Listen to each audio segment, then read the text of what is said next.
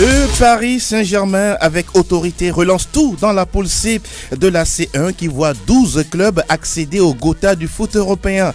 Encore 4 tickets à octroyer pour boucler la liste des 16 qualifiés pour les huitièmes de finale. En Ligue Europa, 13 ont déjà rejoint les huitièmes. Marseille déjà éliminé et suit une cuisante défaite à Francfort.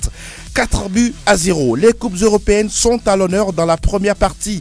La deuxième déroule le calendrier des majeurs avec des derbys en première ligue anglaise. Chelsea-Fulham et Arsenal-Tottenham à Londres. Le derby de la Merseyside entre Liverpool et Everton. Le leader en Liga, Séville, croise Alaves, classé 4e. Duel de haut de tableau entre Mönchengladbach et Leipzig. En Bundesliga, le choc du 15e acte en Ligue Conforama à suivre entre Lille et Lyon. Nous finirons avec le quiz sur l'Ajax d'Amsterdam. Le studio Messanyami reçoit ce vendredi l'équipe des spécialistes. Fifi Assogbavi est là. Salut Fifi, bienvenue. Salut Angelo, et comme tous les lundis et tous les vendredis, c'est un plaisir d'être là. Oui. Je salue nos auditeurs, nos auditrices et voilà. C'est toujours un plaisir également de vous avoir avec nous tous les vendredis et bien évidemment les lundis. Franck Lunyama, Guten Morgen. Morgen Angelo, bonjour à toutes et à tous. En pleine forme? En pleine forme, heureux d'être ici. Ça va, ça se sent dans la voix. Roméo Yetor est là, buenos dias. Buenos dias Angelo, hello et todos, et puis on est là. On est là, ouais. Comme Armel Waba également est là avec nous. Roméo améliore son espagnol. Mais qu'est-ce que c'est un bon étudiant. D'accord, hello Angelo. Comment ça va? Ça va très bien. La forme y est? Oui, moi j'ai décidé de saluer rien que les auditrices ce matin. Non, c'est votre droit, le plus absolu. Ça va se savoir.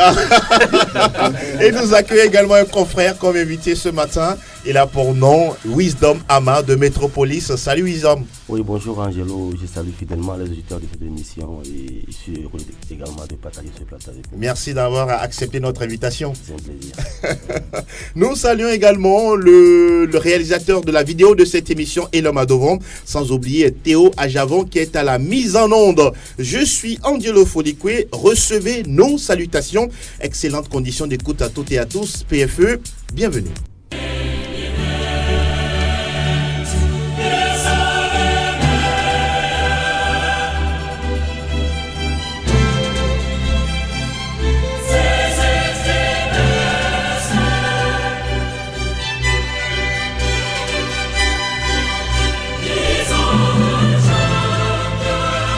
C'est parti pour cette Ligue européenne des champions. On connaît déjà beaucoup de qualifiés, mais on va d'abord commenter, discuter autour de cette poule C où rien n'est encore joué entre Naples, l'Étoile Rouge de Belgrade, le Paris Saint-Germain et Liverpool. Fifi, la dernière fois, le Paris Saint-Germain a gagné avec autorité. Est-ce que c'est ce Paris Saint-Germain-là que vous aimez voir en Ligue des Champions? Oui, c'est ce Paris Saint-Germain-là qu'on aime voir en Ligue des Champions.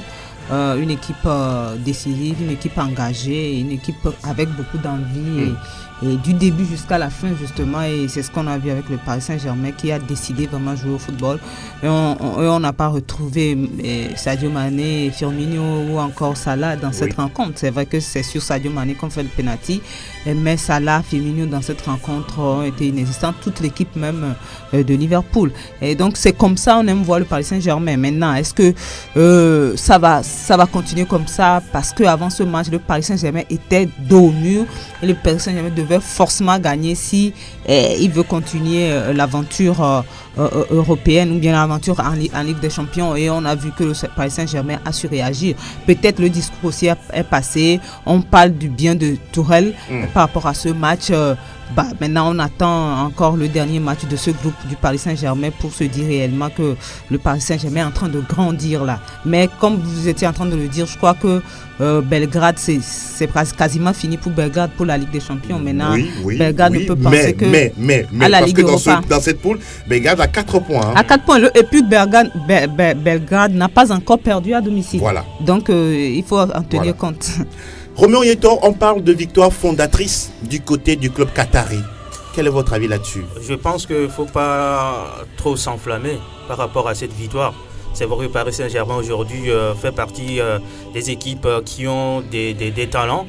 on n'en disconvient pas. Maintenant, par rapport à ce match face à Liverpool, ça a été une belle victoire. Logique, puisque Liverpool n'a pas proposé son jeu habituel. Je sais que Liverpool devrait s'attendre à un match difficile. Ça ne va pas être une partie de plaisir pour les Reds, puisque le Paris Saint-Germain est entre la vie et la mort. Et c'est difficile de jouer une telle équipe qui évolue aussi à domicile. Donc cette victoire est une victoire logique. Mais ce que j'ai un peu regretté du côté de Liverpool, même en cas de victoire, Liverpool n'est pas encore éliminé. Donc il va falloir que Liverpool soit un peu plus audacieux, ce qu'on n'a pas constaté dans cette rencontre. Maintenant, parler d'une victoire fondatrice pour un grand Paris Saint-Germain, c'est toujours discutable. Ça fait 48 ans que le club existe.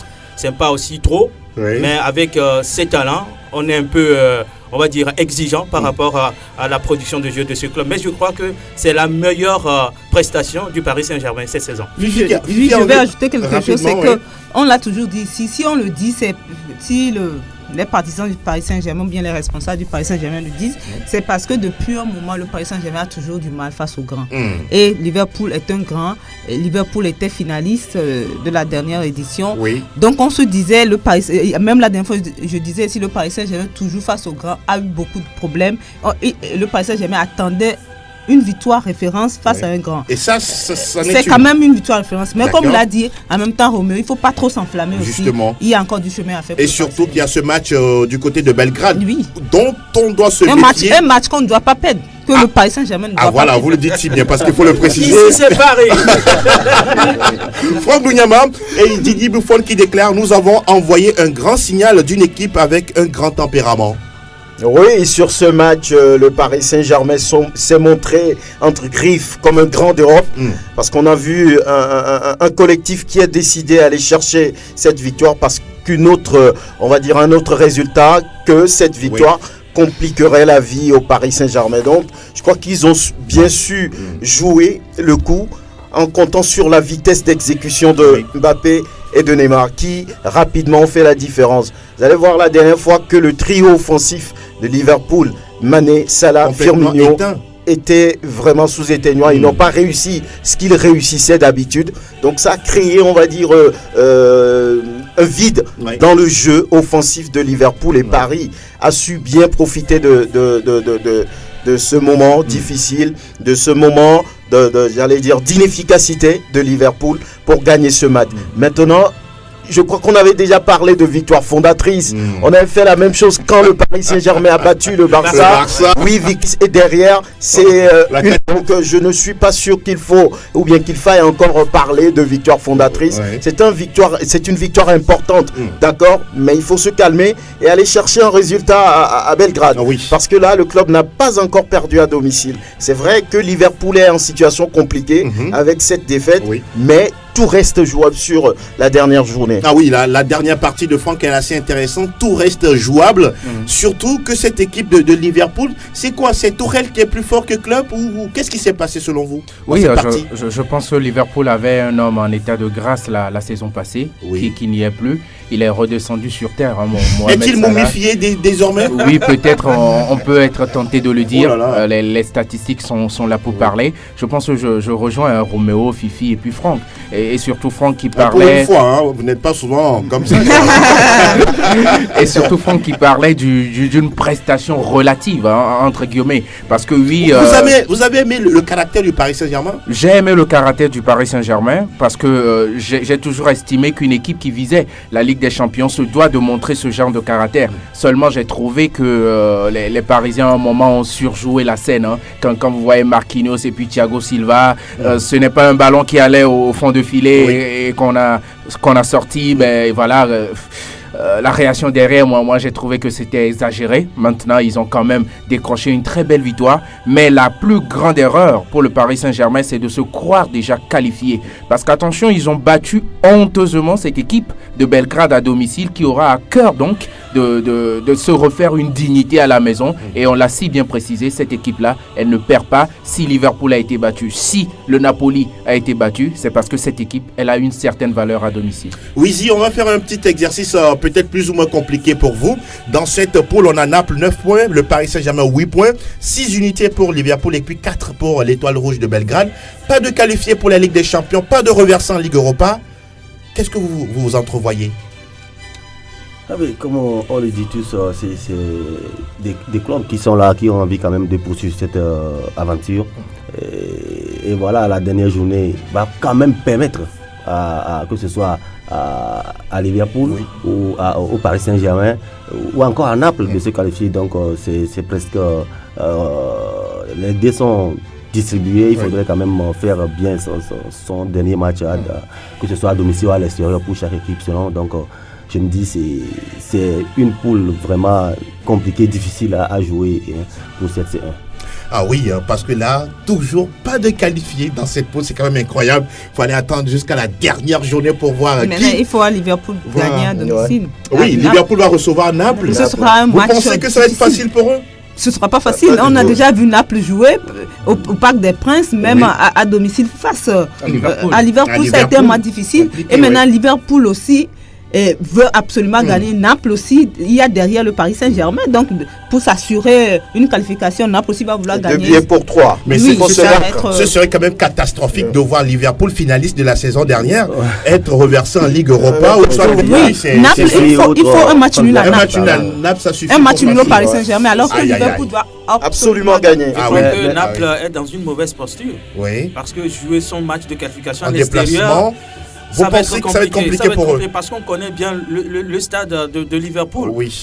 Ça pourrait gagner, ça pourrait marcher pour eux. Ça va jouer forcément parce que Liverpool doit gagner pour arracher sa place. Donc les Napolitains sont vraiment dans une difficulté pas possible. Là, se qualifier, ça va être vraiment un exploit pour le Napoli. Il va falloir que Naples. Mais en même temps, ça serait cruel pour Naples parce que Naples n'a pas encore perdu ici dans cette.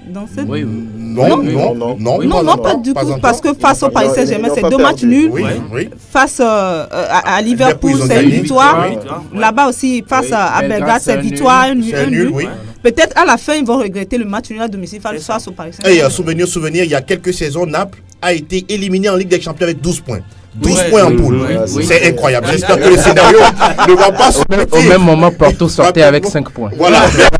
C'est aussi ça la beauté de cette compétition qu'est la Ligue européenne des champions. On va faire un tour du côté du groupe A avec les qualifications logiques de l'Atlético Madrid qui a battu 2-0 Monaco. Et puis Dortmund qui fait un nul et blanc, 0-0 face à la formation du FC Bruges. Qualification logique, Franck Lunyama, Atlético Madrid. Non, il n'y avait pas de suspense. La surprise, c'est ce 0-0 entre Dortmund et le FC Bruges. Voilà.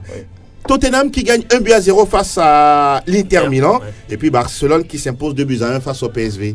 Pour Barcelone, c'est logique. Oui. Maintenant, cette courte victoire des Spurs, je crois que ça relance véritablement Tottenham qui va jouer sa finale. Voilà. Malheureusement pour eux, à l'extérieur. Au Camp Nou, est-ce qu'il y aurait une négociation? Je ne pense pas. Un match de football reste un match de football. Barça aussi veut améliorer ses statistiques. Voilà. Barça veut finir avec une meilleure performance. Et peut-être invaincu. Oui, invaincu. Donc, ça va pas être un match facile pour Tottenham. Là, il fallait chercher la victoire pour se qualifier.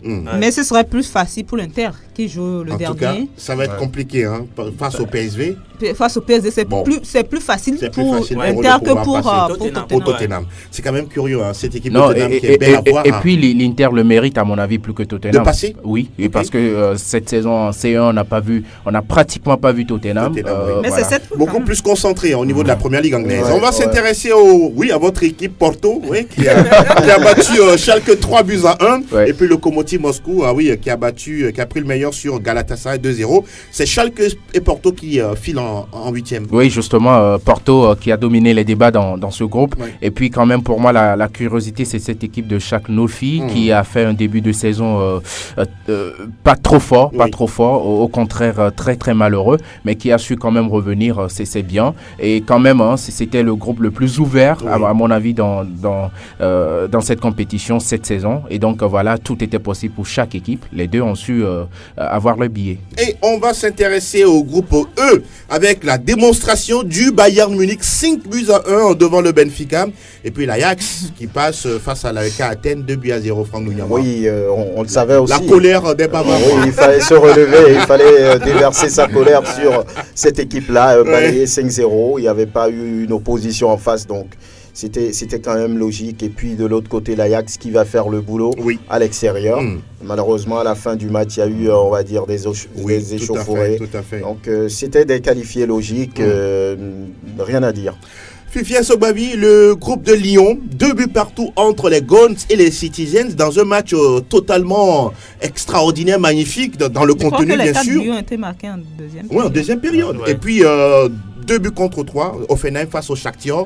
Oui. Lyon qui n'est pas toujours qualifié. Qui n'est toujours pas qualifié. Et Lyon qui doit être en train de regretter un peu, je crois, le nul face à Offenheim à domicile.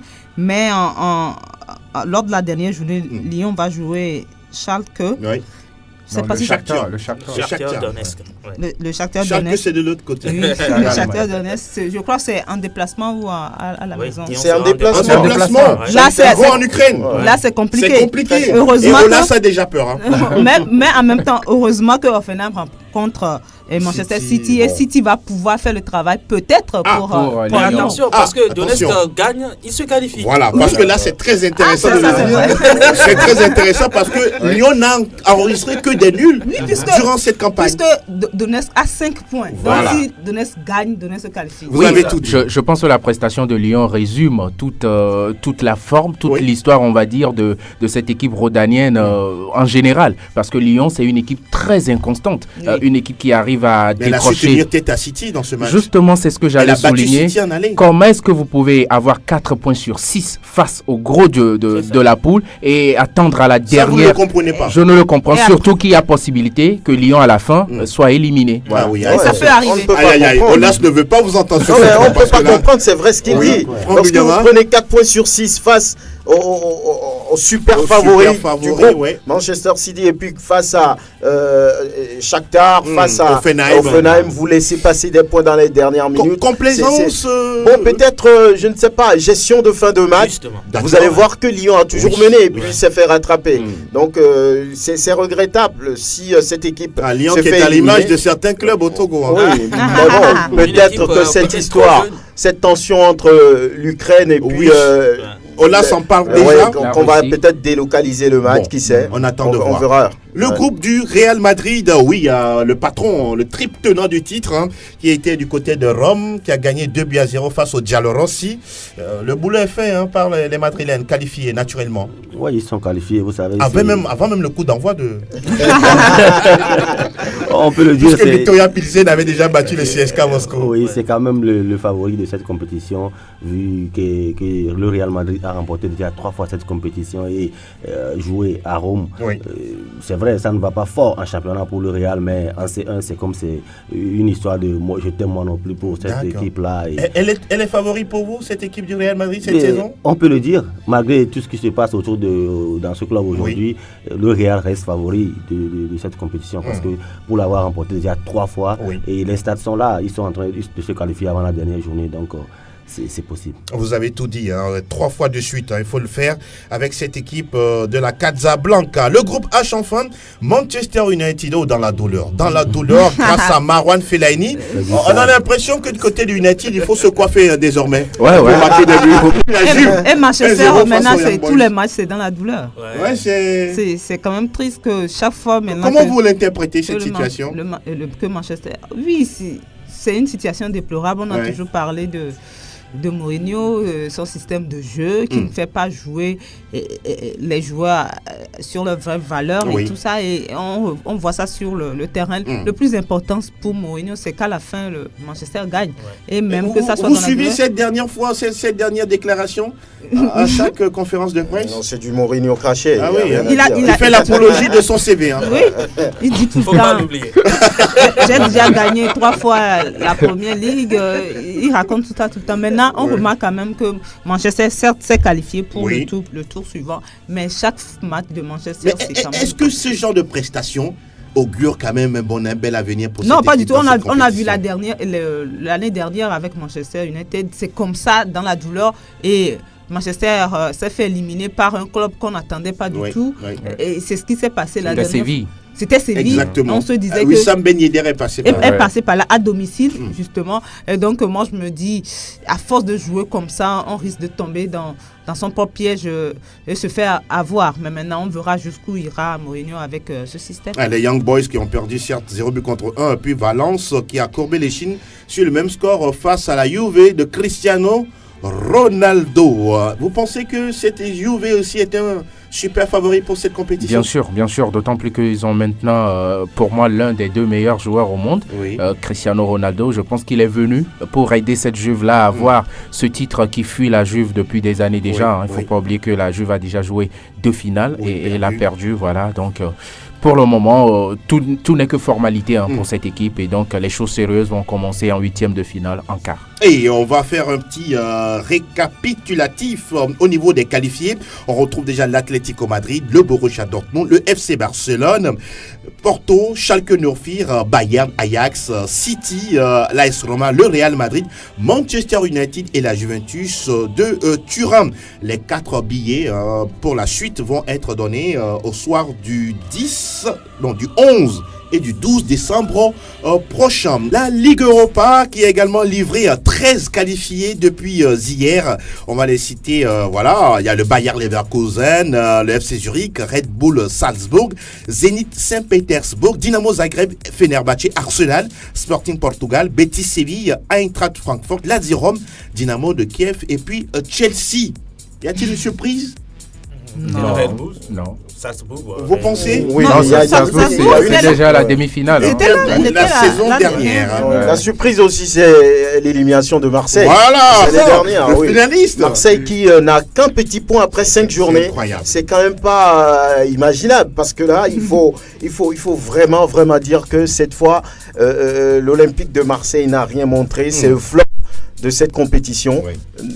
4-0 hier face à Francfort, ben, qui l'eût cru. C'est incroyable. Donc je pense qu'il y a quelque chose à rectifier forcément. Il y a beaucoup de choses Et à puis, rectifier parce vraiment, que quand on voit cette équipe, Rudy Garcia qui ne comprend toujours pas quelle défense aligner pour jouer avec cette équipe de l'OM, mais cette équipe a touché le fond. Moi je dis, c'est pour avoir participé, disputé la finale de cette compétition et la saison suivante, on est éliminé comme ça avec 1 point en 5 journées. Je crois que Mike Hout et son entraîneur doivent penser à revoir les choses parce que l'OM en France, même en championnat, ce n'est pas ça. Donc c'est vraiment un flop pour et puis en même temps, quand vous prenez Marseille aujourd'hui, il était en finale face à Atlético qui est en C1. Oui.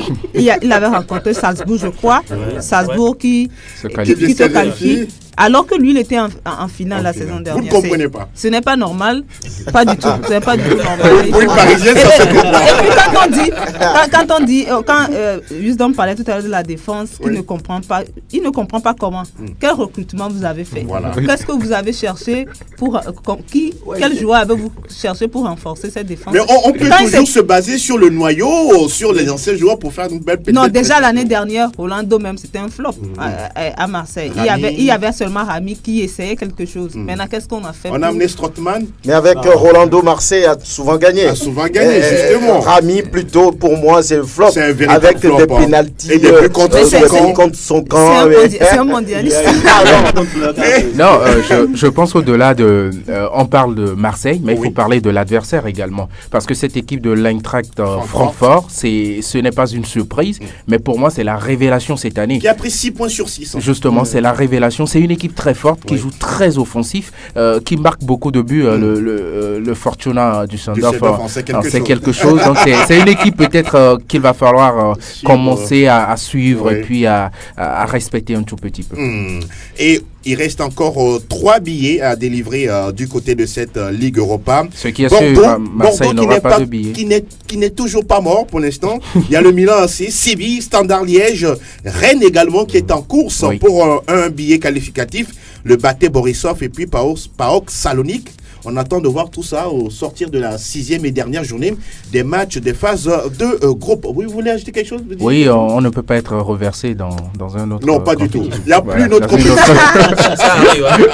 La C3. La C3. Ah, pourquoi pas? Parce que l'UEFA, Pourquoi pas? l'UEFA crée toujours des compétitions.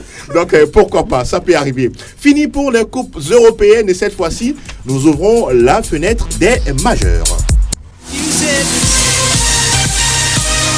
English Premier League News. Mister Armel Waba, week-end de derby en première ligue anglaise. Et dimanche, il ne faut pas sortir de la maison. Ah bon? Aussi, seulement vous avez la télé à l'ENAM. Oui. Le derby de Londres, du nord de Londres, le derby anglais tout simplement. Arsenal a actuellement en très belle position avec Unai Emery. Oui. Et puis Tottenham qui sort d'une brillante victoire face à cette équipe de Chelsea, Oui. 3-1. Et voilà, et donc les deux équipes vont se rencontrer dimanche. Attention, la dernière fois que Tottenham s'est imposé à l'Emirates Stadium, c'était en 2010, le 20 novembre précisément. Ça fait 8 ans déjà. 8 ans. Presque. Il va falloir changer ça. Roméo, une affiche très intéressante. Hein. Oui, ça va se jouer sur de petits détails. Parce que déjà, Tottenham qui gagne ce derby face à Chelsea. Oui. Psychologiquement, ce sont des joueurs bien préparés. Maintenant, Arsenal, cette saison aussi, nous démontre pas mal de choses.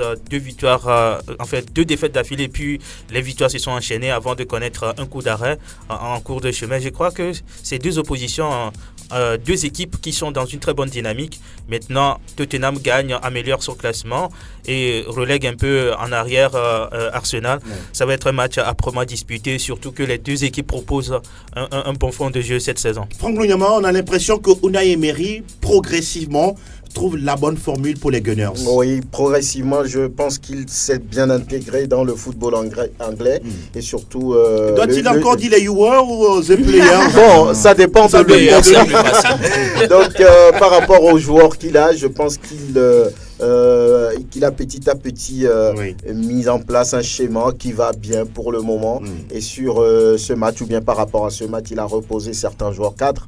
Vous avez vu hier en Ligue Europa, il a aligné rien que des jeunes, avec quelques joueurs titulaires. Je pense que ça va être un match très intéressant, mais souvent Tottenham embête beaucoup les Gunners. Donc un derby a été toujours un match éclatant, explosif, donc on s'attend quand même à une partie assez intéressante. Autre derby, c'est Fulham qui joue contre Chelsea.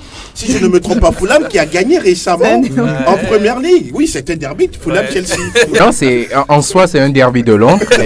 Les 2 clubs se trouvent à Londres, mais dans la prestation, je rejoins Fifi. Voilà. Il y aura aussi dimanche, et puis un autre match dimanche. Il faut dire que le derby de Londres, Arsenal-Tottenham, a un peu éclipsé celui-ci, mais c'est quand même le derby de la Mersey. Liverpool qui reçoit Everton, le peuple rouge face au peuple bleu. Est-ce que Liverpool a les yeux rouges comme la couleur de votre t-shirt?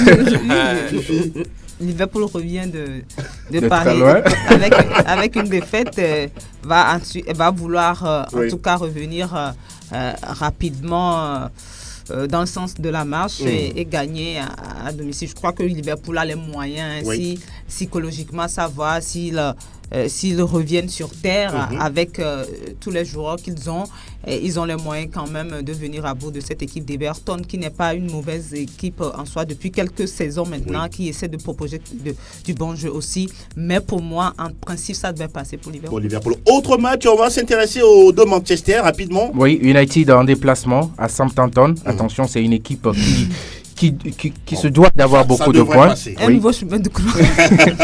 Et City qui reçoit Bournemouth, une très belle équipe aussi de Bournemouth, classée 9e de Premier League. Et puis on a quand même Leicester, Watford ou encore Crystal Palace qui reçoit Burnley. Thank you very much, Mr. Armel. On file dans le pays où on se donne des objectifs de faire 35 buts à la fin de saison. Salta el Madrid, salta el Barça, arranca el clásico. Está el tiempo de la Liga. Así suena la que recibe de Casemiro, haga la primera, gol. Toujours en Liga espagnole, on suit de très près les prestations du Real Madrid. Oui, le Real qui joue dimanche, je crois. Oui. Mais déjà ce soir, le Rayo Vallecano et Eibar ouvrent cette 14e journée. Et demain samedi, Celta Vigo se mesure à Huesca. Valladolid reçoit Leganés. Getafe se produit face à Espanyol Barcelone. Real Madrid, voilà, c'est samedi, joue contre Valence. Après cette défaite face à Eibar, il faut réagir. On attend donc la réaction des Madrilènes qui se sont qualifiés sans histoire pour la suite de la Champions League. Dimanche, Betis Séville joue contre la Real Sociedad, Gérone contre Atlético Madrid, le Barça joue contre Villarreal et puis le leader, le FC Séville qui doit défendre son petit point à l'extérieur et c'est face à Alaves qui est 4e. Attention, c'est peut-être la meilleure saison d'Alaves cette année, donc c'est un match intéressant à suivre. Et puis lundi en clôture de cette 14e journée, on suivra les 20 contre Athletic Bilbao. Alors, Wizy, est-ce que vous avez l'habitude de suivre la Liga espagnole? Oui, je suis la Liga espagnole, bien sûr. Et bon, les choses sont pas comme on le sait déjà parce que... Votre club de cœur en Liga? Le Real Madrid. C'est le Real Madrid. Ah, d'accord. sorry. Eh bien, bon. Non, c'est pas pour ça. En fait, c'est pas pour ça que je le dis, mais quand on voit la première place occupée par autre club que... Vous êtes surpris? Mais c'est une surprise. Séville. Oui, c'est une surprise.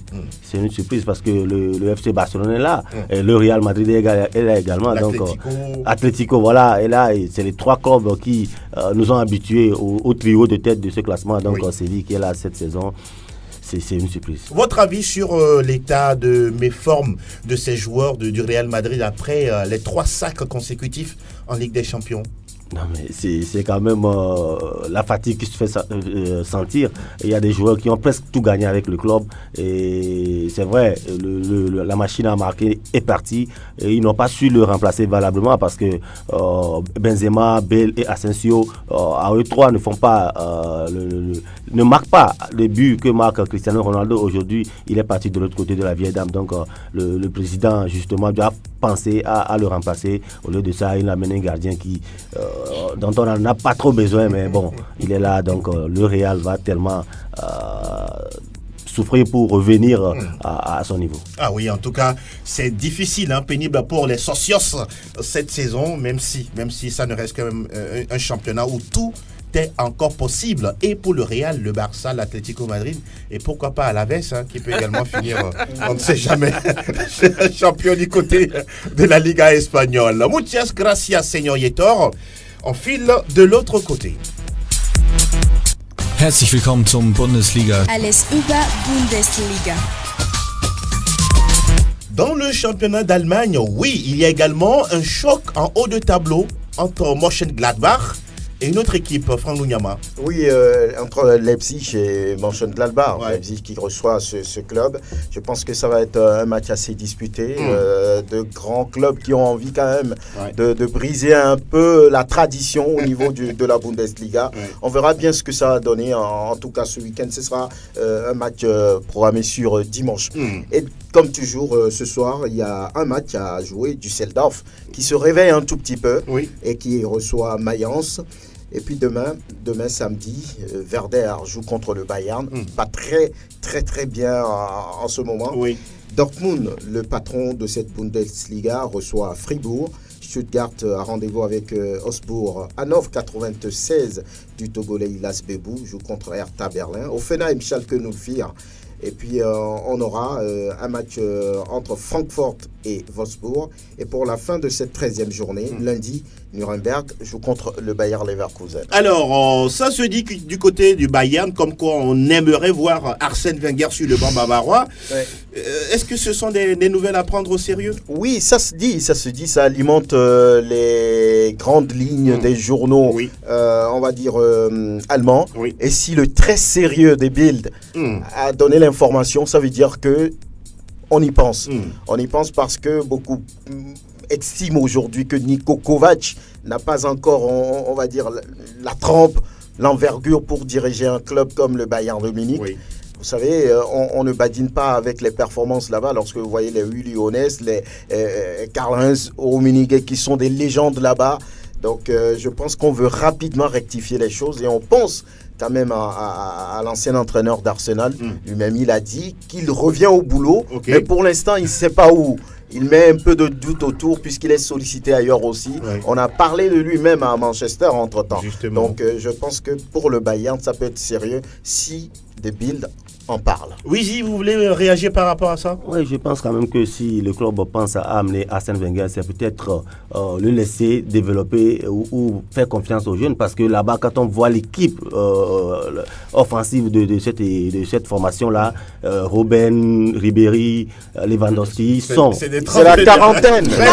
Voilà, donc ça ne peut forcément plus apporter, parce que quand vous voyez Dortmund qui joue avec que des jeunes, Düsseldorf, Eintracht Francfort, des clubs, ça fait parler. Ça fait parler. C'est la vitesse et voilà, ça donne raison à ces petits clubs. Si Wenger veut venir, peut-être c'est faire confiance à ces jeunes-là. Souvent, il a l'habitude de le faire, d'injecter des jeunes qui apportent plus. Donc, c'est peut-être possible. En tout cas, Arsène Wenger, c'est un monsieur qu'on respecte dans le domaine du football mondial. Il a fait beaucoup de choses du côté d'Arsenal et même bien avant du côté de l'AS Monaco.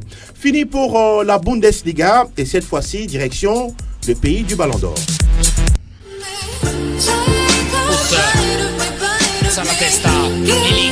Tutto calcio Italia. Spacca la porta, segna anche il Team Cup. Ah oui, le futur Ballon d'Or, il serait en Italie. Selon les dernières nouvelles. Donc, on attend de voir. On attend de voir. C'est Cristiano Ronaldo. Ah bon, c'est déjà décerné.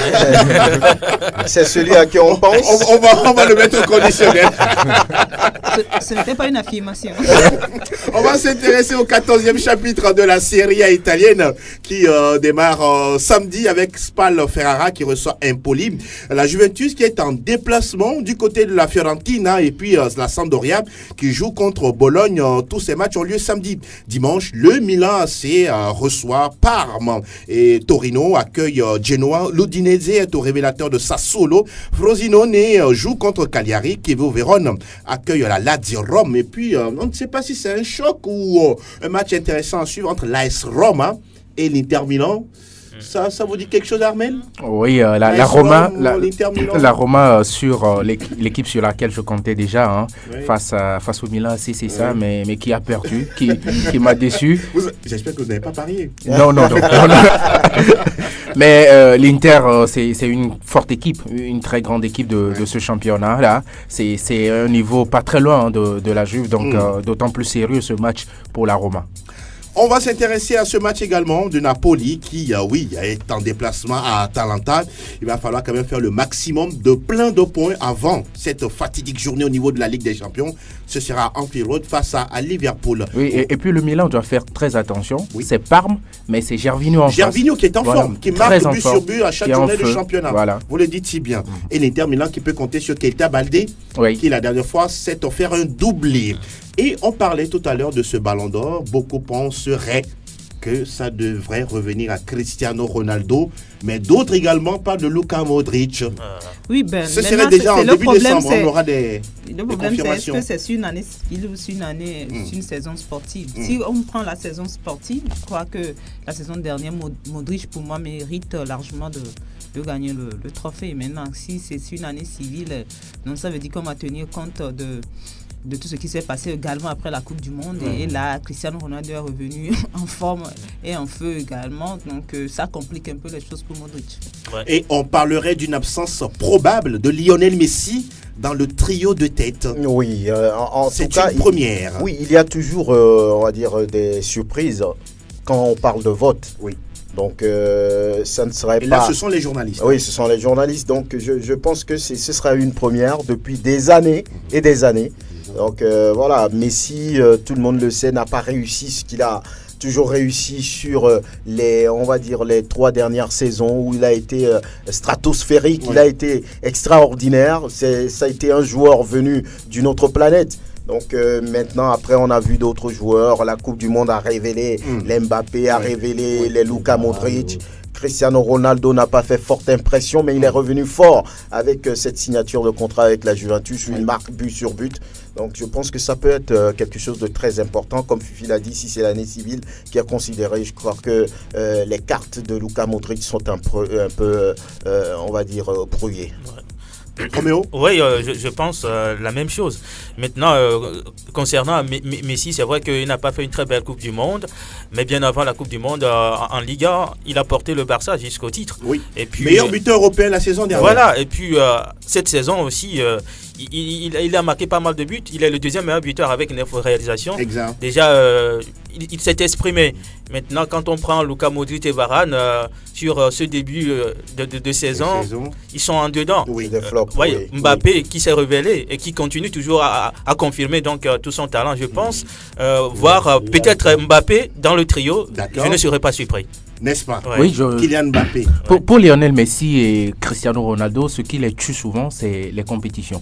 Parce que comme Roméo l'a dit, lesquelles? Personnellement, lesquelles compétitions? La Ligue des Champions et puis la Coupe du Monde, c'est cette saison. Parce que statistiquement, personnellement, ces deux joueurs ne sont pas en dedans. Lionel Messi, comme tu l'as souligné, c'est le meilleur buteur européen. Ça, ce n'est pas anodin. Mais quand vous vous faites éliminer en quart de finale pour Lionel Messi, ça déjà, ça fait un déséquilibre total dans la balance. Alors, oui, Vigiu, je vous ai vu, vous voulez réagir? Non, mais je voudrais parler de Mbappé.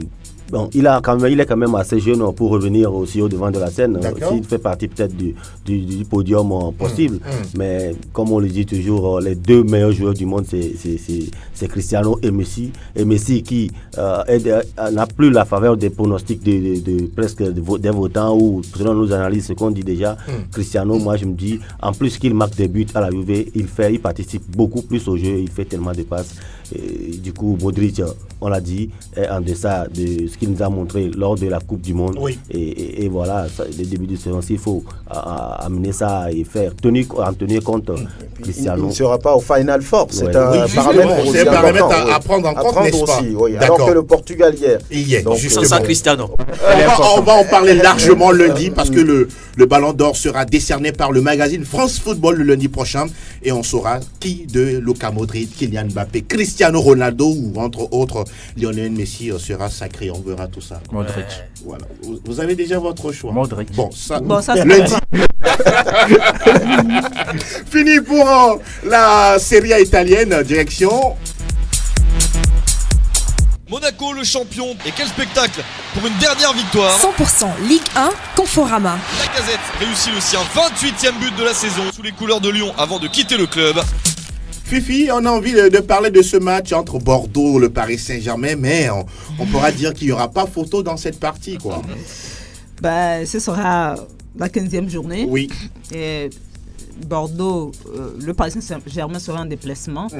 Maintenant, est-ce que sur le match, c'est vrai que quand on prend la confrontation comme ça, on peut se dire qu'il n'y a pas photo. Oui. Mais maintenant, est-ce que le Paris Saint-Germain n'a pas laissé des plumes lors de cette rencontre-là en semaine et va se déplacer pour jouer face à Bordeaux qui est à domicile. Mais on peut se dire également que je crois que Bordeaux également joué hier. Oui. Là, en Ligue Europa. Là, ils ont gagné. Ça s'équilibre un peu.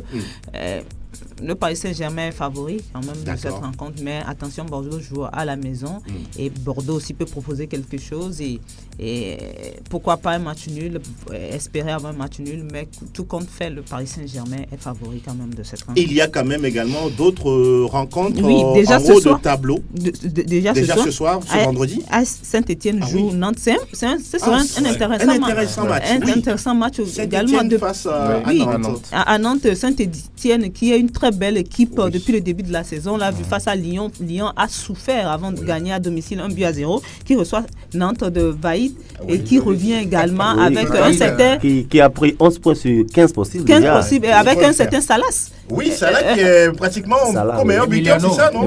Oui, qui est pratiquement comme meilleur buteur du championnat. Donc, c'est un match qui s'annonce intéressant. C'est ce soir. Ça commence à ouvrir. On va suivre ça de toute manière. Les Verts contre les Canaries. Les Canaries, voilà. Et demain, ce sera un autre match. C'est Lille qui reçoit Lyon. Lyon... deuxième avec 27 points face à Lille 4e avec 26 points. Un seul point d'écart entre les deux clubs. Et là, ça va jouer également. Mais attention à Lyon. On l'a dit, on dit tout le temps, Lyon c'est de l'inconstance. On ne peut pas parier maintenant sur Lyon. Est-ce que je ne sais pas si Armel non, pas du tout. C'est un club à deux visages comme Liverpool également. Lyon sait gagner les matchs importants. Voilà, c'est ça qui est dit. Et c'est un match important. Voilà. Ok, on l'espère. Il y aura Angers qui reçoit Caen, Guingamp qui joue Nice, et Monaco qui reçoit Montpellier. Peut-être une deuxième victoire d'affilée. Montpellier, c'est dur à cuire. Hein? Oui, c'est dur à cuire. C'est du solide derrière Montpellier et ça va être compliqué pour nos amis monégasques. Une nouvelle de Marseille. Marseille qui joue quoi? Reims, c'est ça, non? Oui, Marseille qui retrouve son ancien club. Marseille qui reçoit Reims à domicile. Attention Marseille. Oh là là, l'Olympique de Marseille. Parce que Reims aussi, c'est une équipe pas en bas de tableau, pas en haut de tableau, au milieu, et qui essaie de déranger quand même les grands. Exactement. Et qui se déplace à Marseille, c'est au Vélodrome. On espère que Marseille se fait battre partout aujourd'hui. Non, mais au Vélodrome, on espère que Marseille va faire le boulot. L'objectif, c'est le championnat. Thauvin va faire le boulot. Pourquoi pas? Le champion du monde, du côté de l'Olympique de Marseille. Et là, on peut également voir le match Nîmes-Amiens. Oui. Un match qui s'annonce équilibré. Nîmes-Amiens, oui. Toulouse de Dossevy qui joue Dijon, qui reçoit Dijon. Une belle occasion quand même pour enfin gagner. Pourquoi pas? Nîmes-Amiens, dans la prononciation même, c'est équilibré. Et puis Rennes, le dernier match sera Rennes-Strasbourg. Rennes-Strasbourg en dimanche à suivre du côté de la Ligue des Talents. Et nous enchaînons avec le quiz. Et là, nous allons nous intéresser à la formation de l'Ajax d'Amsterdam. Chers spécialistes, alors la première question, elle est pour Franck Munyama, qui est une bibliothèque en matière de sport. Alors, on va s'intéresser aux joueurs africains qui ont déjà au moins une fois porté le maillot. Oh là là! Ah ouais, mais quand même, Georges Finidi. Oui, naturellement. Bertrand Traoré. C'est terrible. Finidi et puis Canois ont gagné. Oui, on gagne la Ligue des Champions. Exactement. Et c'était les deux Africains seulement, les deux étrangers. Vous le dites très belle équipe. Ah oui, c'était une équipe formidable à l'époque. Et on va rappeler que l'Ajax a gagné 3 Ligues des Champions de suite. On va rappeler les années, si vous avez la belle dernière mémoire. fois, c'est 95. Bon. Oui. Mais attendez, l'Ajax a gagné 3 fois de suite la C1. En 1971, voilà, 112 et 73. Voilà, justement. C'était incroyable. Alors, l'Ajax a perdu 2 finales en Champions League. Les dates? Les finales. Des années ou les dates? 96 face à la Juve. Bonne réponse. Il y a encore. Et puis, bon, je ne pense pas que quelqu'un soit né à cette année quand même. 1969. Ah non, en tout cas, non. Même pas le projet. Et voilà, l'Ajax cette année qui s'est qualifié pour les 8e de finale. Ça faisait 13 ans qu'on n'avait pas vu cette équipe hollandaise à ce stade de la compétition. Un global l'image de l'équipe. De l'équipe nationale. Nationale de Hollande. Si vous avez l'occasion, allez sur YouTube et revoyez les épopées de l'Ajax d'Amsterdam avec les joueurs comme Patrick Kluivert, Clarence Seedorf, Edgar Davids, Winston Bogart, les frères Debourg, Frank Debourg, et puis Reisiger. Franck, vraie bibliothèque. Voilà, on l'a dit, donc il n'y a rien à dire. Donc, Armel, vous étiez né en 95 déjà? Oui. Vous étiez né. Quelle hésitation. Ça se termine dans la bonne humeur. On va saluer des inconditionnels de cette émission. Oui, salut à tous. C'est grand samedi et puis et dimanche, puisque week-end sportif. Absolument. On est fidèle au rendez-vous. Armel Ouaba? Oui, je salue la grande épopée de 109. Je salue tout le monde. Alors, Fifi Asogbavi? Oui, je salue tout le monde, tous ceux qui ont l'habitude de nous suivre. Je pense aux femmes ce matin, Edwige Pédo, contre établissement Toi. Je pense à Joanita Blavotri, je pense à Evelyne Benyedi, à Pauline Abaki, encore qui l'amitié Dré, Solange Fiati, la grande sœur. Attention. Ça va revenir. Yvette Clousset. Ah oui, elle est fidèle au poste de toutes les façons. Oui, moi je vais saluer quand même certains amis qui nous ont suivis. Dodo depuis Bossimé, Obama depuis Soted, Suleiman Obama. Obama au Togo. Oui. Il y a Obama. Je salue également Suleiman et les autres qui sont là à Bossimé. coucou spécial à Karine depuis le quartier des Étoiles. C'est bien noté. Franck Mouniama, on finit avec vous. Oui, merci aux inconditionnels de cette émission. Excellent week-end et puis surtout bonne chance à Koroki Metete de Chamba et Gomido. En tout cas, parce que là, nous, on joue à la maison.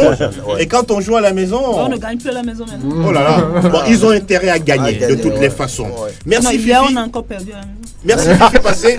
Merci à Franck Mouniama. La réalisation vidéo a été signée Enom Adovon, à qui nous disons un grand merci. La mise en onde, Théo Ajavon. En tout cas, nous vous souhaitons un très bon week-end sportif sur la référence sportive. À très bientôt.